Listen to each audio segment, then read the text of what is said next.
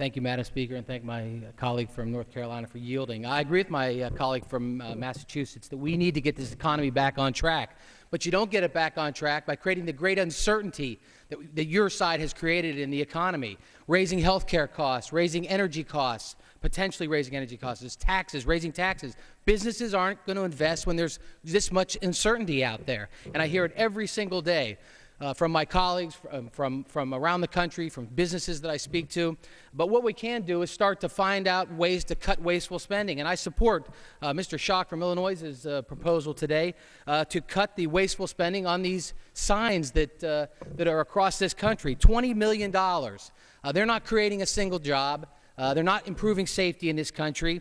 In fact, as my colleague said, I find it silly that this administration is spending $20 million on signs.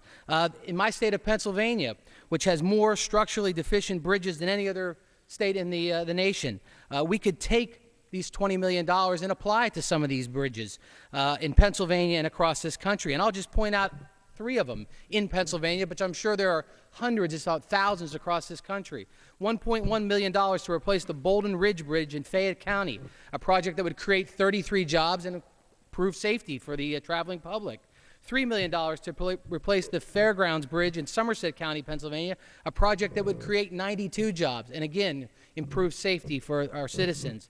And finally, $5.5 million to repair a sinkhole that's occurring in Huntington County, Pennsylvania, that is going to pose a serious risk to the traveling public in Huntington County, Pennsylvania, and those people that cross that road. $5.5 million will create 167 jobs, and it will make our roadways safer. These projects will create jobs, they'll improve our infrastructure, and most importantly, they'll improve safety. So I ask my colleagues on the other side to stand up with us today and say, let's stop this silliness, let's stop spending $20 million on these signs that aren't creating jobs and are nothing more than propaganda. So I ask them to support my colleague, Mr. Schrock's H.R. 5679. Thank you. Gentleman's time has expired.